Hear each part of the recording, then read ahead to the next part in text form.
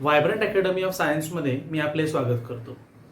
विद्यार्थ्यांनो, आता आपण पाहणार आहोत केमिस्ट्री सब्जेक्टमध्ये. आपण मागच्या लेक्चरला मोल फ्रॅक्शन पाहिलेलं होतं. काय पाहिलेलं होतं मागच्या लेक्चरला? मोल फ्रॅक्शन पाहिलेलं होतं. आणि आता आपण बघणार आहे real gas and ideal gas मध्ये डिफरन्स. आपण आता काय बघणार आहे? रियल गॅस आणि आयडियल गॅस मध्ये डिफरन्स. एकदा मला चेक करू दे, इथेपर्यंत दिसतंय का? क्लिअर आहे, काही प्रॉब्लेम नाही. आता आपण काय पाहणार आहे? रियल गॅस आणि आयडियल गॅस मधला बेसिक डिफरन्स काय. आपण मागच्या लेक्चरला आयडियल गॅस म्हणजे एक रिलेशन सुद्धा पाहिलेलं होतं बघा. आयडियल गॅस रिलेशन काय होतं बघा? Ideal gas relation PV equal to NRT होतं. रिलेशन काय होतं? PV is equal to NRT. बरोबर. इथे आपण पी म्हणजे कोण म्हणत होतो? प्रेशर म्हणत होतो. व्ही म्हणजे कोण म्हणत होतो? व्हॉल्यूम म्हणत होतो.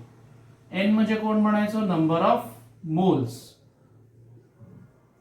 आर म्हणजे काय म्हणायचो आपण? Gas constant. आणि टी म्हणजे काय म्हणायचो? टेम्परेचर. आठवत आहे? त्याला आपण क्वाड्रिलॅटरल म्हणतो किंवा वॉल सुद्धा म्हणतो. आपण गॅस कॉन्स्टंट आरच्या 3 व्हॅल्यूज पाहिलेल्या होत्या. म्हणजे प्रेशर, व्हॉल्यूम हे कशामध्ये दिले किंवा टेम्परेचर हे कशामध्ये दिले ह्याच्यानुसार आरच्या व्हॅल्यूज ठरवल्या जातात. हे आपण पूर्वीच्या लेक्चरला पाहिलेलं देखील होतं. तर आता आपण आज पाहणार आहे रियल गॅस आणि आयडियल गॅस मधला फरक.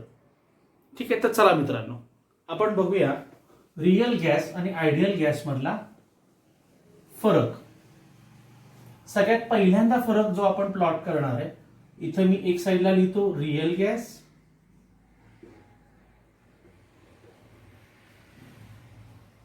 आणि एक साइडला लिहितो आयडियल गॅस. इथे लिहितो chemistry.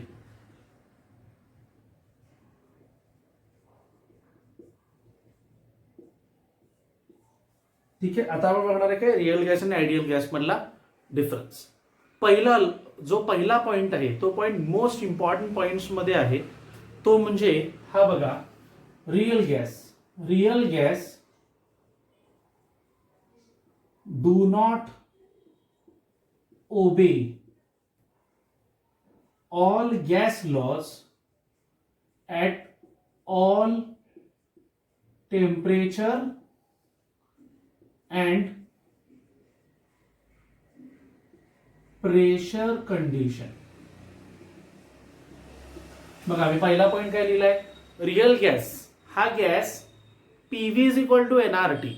Pressure is inversely proportional to volume. Volume is directly proportional to number of moles. हे सगळे जे लॉज आहेत, कुठले लॉज आहेत बघा? गे-लुसॅक लॉ, चार्ल्स लॉ, अवॅगॅड्रोज लॉ आणि बॉइल्स लॉ. हे चारही लॉ ओबे करतो रियल गॅस. पण सगळ्या टेम्परेचर आणि प्रेशर रेंजला हा गॅस ओबे करू शकत नाही. त्यामुळे त्याला आपण म्हणतो रियल गॅस. तर विद्यार्थ्यांनो, आयडियल गॅस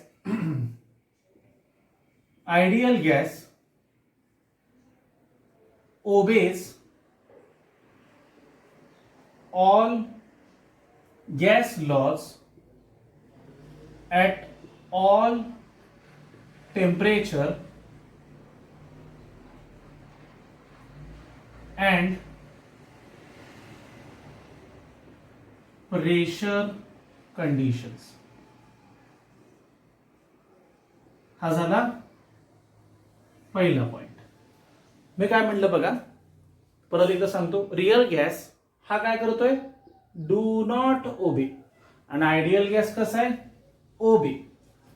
चारही गॅस लॉ जो गॅस ओबे करतो तो असतो real ideal gas.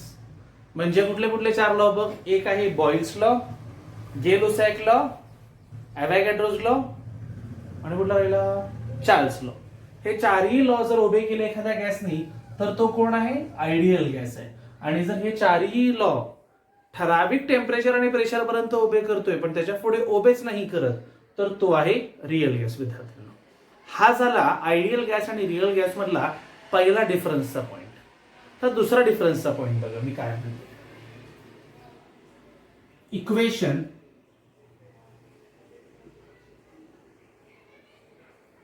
PV equal to NRT. ठीक आहे, पीव्ही इक्वल टू एनआरटी. मी काय म्हणतो बघ, not equal to PV upon NRT is not equal to 1. मी काय लिहिलं नीट समजून घे. PV upon NRT is not equal to 1. हे नॉट इक्वल टू आहे म्हणून तो कोण आहे रिअल गॅस आहे.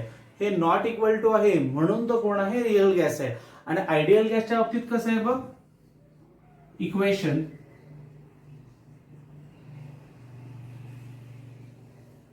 पीव्ही इक्वल टू एनआरटी म्हणजेच काय, PV upon NRT is equal to 1. इथं लिहितो ओबेज लॉ. बरोबर. जेव्हा PV upon NRT, PV is equal to NRT असतं तेव्हा असतो तो रिअल आयडियल गॅस. आणि जेव्हा PV is equal to NRT नाही आहे तेव्हा तो आहे रिअल गॅस. मग मी काय लिहिलं बघ, फक्त PV upon NRT is not equal to 1 म्हणजे कोण रिअल गॅस. आणि इकडे काय लिहिलं मी, PV upon NRT is equal to 1 म्हणजे तो कोण आहे आयडियल गॅस. समजते का? एकदम सोप्या आणि साध्या भाषेत सांगितलेलं आहे. काळजी करायची काहीही गोष्ट नाही. दोन्ही पॉईंट तुम्ही तुमच्या नोटबुकमध्ये लिहून घ्या. तात्पुरतं स्क्रीनशॉट काढा, व्हिडिओ पॉज करा, स्क्रीनशॉट मारा आणि व्हिडिओ परत प्ले करा. 1 सेकंड तुम्ही स्क्रीनशॉट काढण्यासाठी मी साईडला सरकतो.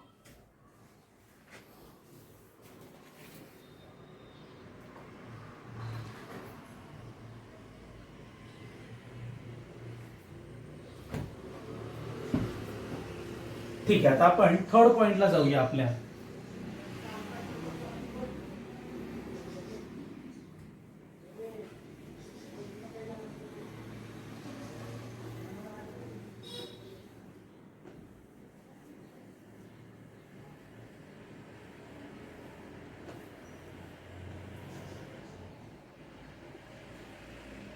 थर्ड पॉइंट लिहितो मी. पहिला रियल आयडियल गॅस मध्ये लिहितो, नो अट्रॅक्शन और रिपल्शन बिटवीन गॅस मॉलिक्युल्स. आणि इकडे काय, attraction and repulsion between gas molecules. म्हणजेच आपण काय लिहिलंय बघा, जर आयडियल गॅसमध्ये अट्रॅक्शन आणि रिपल्शन काहीच नसतं कुठल्या गॅस मॉलिक्युल्स मध्ये, पण रिअल गॅसमध्ये आयडियल गॅस जर रिअल गॅसमध्ये अट्रॅक्शन आणि रिपल्शन दोन्हीही प्रेझेंट आहे. म्हणजे काय, जर हे दोन, हा एखादा गॅस आहे कंटेनर मध्ये भरलेला, हा एक मॉलिक्युल आहे, हा हा हा हा हा, तर या दोन मॉलिक्युल्स मध्ये अट्रॅक्शन पण आहे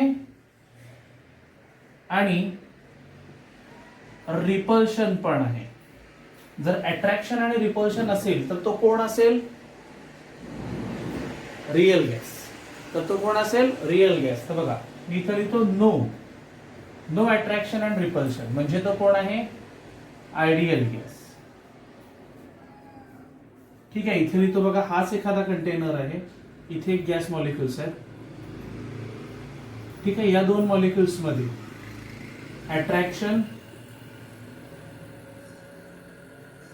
अँड रिपल्शन इज प्रेझेंट. तर तो कोण आला, रिअल गॅस. तो कोण आला बघा, रिअल गॅस आला. म्हणजे हा बेसिक डिफरन्स आहे. जर अट्रॅक्शन आणि रिपल्शन असेल गॅसेस मॉलिक्युल्स मध्ये तर तो असेल रिअल गॅस, आणि जर अट्रॅक्शन आणि रिपल्शन नसेल गॅसेस मॉलिक्युल्स मध्ये तर तो असेल आयडियल गॅस. ठीक आहे, स्क्रीनशॉट काढून घ्या, मग पुढचा पॉईंट बघू.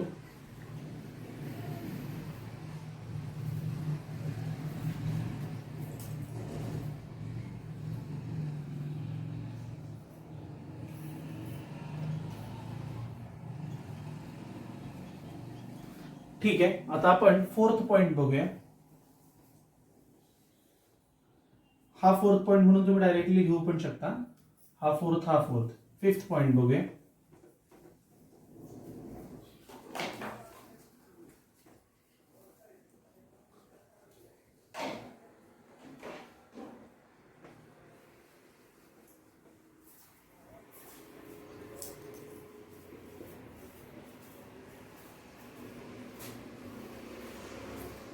When gas molecules collide, there is loss of kinetic energy. मी काय लिहिले बघा, जेव्हा गॅस मॉलिक्युल्स कोलाइड होतील तेव्हा there is a loss of kinetic energy. कुठे? रिअल गॅसमध्ये. आणि इथे मी लिहितोय when gas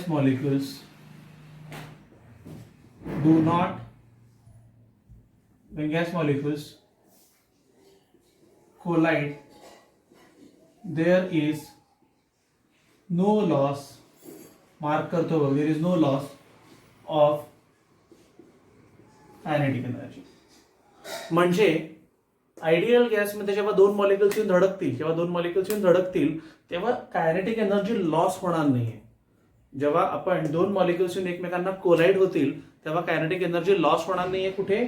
आयडियल गॅसमध्ये. पण रिअल गॅसमध्ये जेव्हा दोन मॉलिक्युल्स एकमेकांना येऊन कोलाइड होतील तेव्हा कायनेटिक एनर्जी लॉस होणार आहे. म्हणजे काय? एक साइडला no loss of kinetic energy आहे, तर एक साइडला लॉस ऑफ कायनेटिक एनर्जी आहे. लॉस ऑफ कायनेटिक एनर्जी कुठे आहे? आयडियल गॅसमध्ये.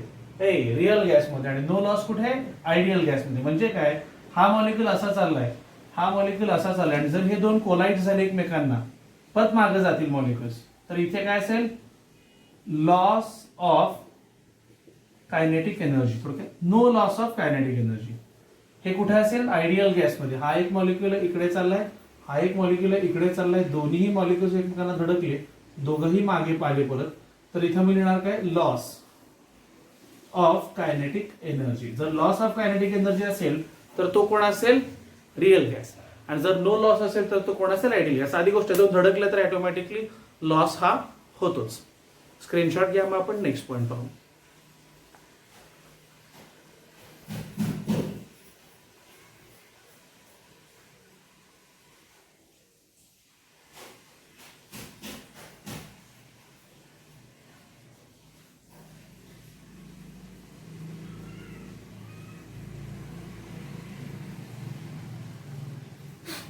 ठीक आहे, नेक्स्ट आहे बघा,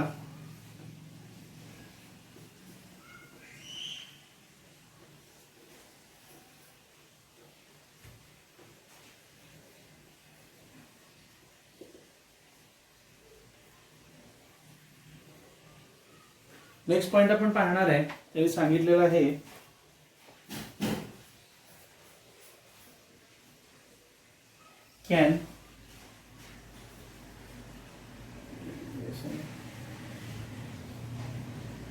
can liquefy even at low temperature.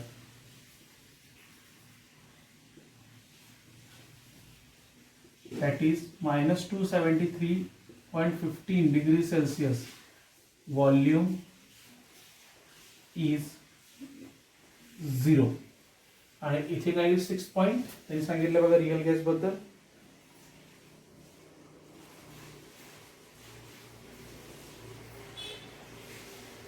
इथे आहे cannot. इथं can liquefy at low temperature at solid or liquid state. बघा नेक्स्ट पॉइंट आपण काय सांगितलेलं आहे जो रिअल गॅस आहे, म्हणजे मी काय म्हणतो बघा, जर मी व्हॉल्यूम प्रेशर वाढवलं व्हॉल्यूम कमी केला, प्रेशर वाढवलं व्हॉल्यूम कमी केला, प्रेशर वाढवलं व्हॉल्यूम कमी केला, प्रेशर वाढवलं व्हॉल्यूम कमी केला, ऑटोमॅटिकली जेव्हा टेम्परेचर खूप कमी होईल -273.15 डिग्री सेल्सिअसला नेईल, तेव्हा ऑटोमॅटिकली पिस्टन खाली येऊन धडकणार आहे. का तर तेव्हा लिक्विड गॅस हा गॅस नसून हा लिक्विड किंवा सॉलिड मध्ये कन्वर्ट झालेला असेल, तेव्हा -273.15 डिग्री सेल्सिअसला व्हॉल्यूम इज 0, पूर्णपणे तो एक तर सॉलिड किंवा तो लिक्विड झालेला असेल. हे आहे आयडियल गॅस. जनरली तो प्रेशर वाढवलं की डायरेक्टली लिक्विफाय होणार नाही. 100 डिग्री सेल्सिअसला किंवा 90 डिग्री सेल्सिअसला, -100ला तो -273लाच 0 होणार आहे. कुठला? Ideal gas. पण रिअल गॅस तसा नाही. रिअल गॅस बघा, can liquefy at low temperature at solid or liquid state. Real गॅसचा प्रॉब्लेम काय? रिअल गॅस -273ला नाही. काही गॅसेस -200ला होतात, काही गॅसेस -50ला होतात, काही गॅसेस 0ला होतात, काही गॅसेस 100ला होतात, -100ला होतात. म्हणजे वेगवेगळं टेम्परेचर आहे. पण आयडियल गॅस काय? तो दरवेळी -273.15 डिग्री सेल्सिअसलाच 0 व्हॉल्यूम ऑक्युपाय करणार आहे. पण रिअल गॅस कसा आहे? रिअल गॅस प्रत्येक गॅस वेगवेगळा आहे आणि प्रत्येक गॅस वेगवेगळ्या टेम्परेचरला लिक्विफाय होणार आहे. त्यामुळे त्याला आपण म्हणतो रिअल गॅस. हा दोघांमध्ये बेसिक डिफरन्स आहे. हा वेगवेगळ्या टेम्परेचरला व्हॉल्यूम 0 करतो, हा एकाच टेम्परेचरला व्हॉल्यूम 0 करतो. त्याला म्हणतो आपण आयडियल गॅस. आता नेक्स्ट पॉइंट आहे बघा 7th. Real gas exist in nature. इथं म्हणतो मी ideal gas do not exist in nature. म्हणजे आता आपण काय सांगितलं बघा रिअल गॅस बद्दल. रिअल गॅस हा ऍटमॉस्फिअर मध्ये आहे, हा सगळीकडे दिसतोय आपल्याला. याचंच एक्झाम्पल बघा जर आपण घ्यायचं म्हणलं तर तो आहे O2, N2, परत CO2, CO. पण आयडियल गॅस नो एक्झाम्पल. कुठलाही गॅस युनिव्हर्स मधला आयडियल नाहीये, सगळ्या प्रॉपर्टीज वगैरे दाखवत नाही. हा, पण रिअल गॅसेस आपल्याकडे खूप सारे आहेत. रिअल गॅसेस आपल्याकडे खूप सारे आहेत, पण आयडियल गॅस आपल्याकडे नाहीच. आयडियल गॅस ही एक हायपोथेटिकल कन्सेप्ट. हायपोथेटिकल म्हणजे काय? एक अंदाज बांधलेली कन्सेप्ट आहे, स्वप्नातली कन्सेप्ट आहे की जी ऍक्च्युअली नाहीच आहे. आपण फक्त कम्पेअर करण्यासाठी हा रिअल गॅस आहे, तर ह्याच्याबरोबर O2 इथंपर्यंत जातोय, N2 इथंपर्यंत जातोय, SO2 इथंपर्यंत जातोय. म्हणजे फरक करण्यासाठी गॅसेस मधला आपण एक संकल्पना धरलेली आहे, ती म्हणजे आहे आयडियल गॅस. ठीक आहे, स्क्रीनशॉट घ्या आणि लिहून पण घ्या नोटबुकमध्ये, आपण पुढचा पॉईंट बघू.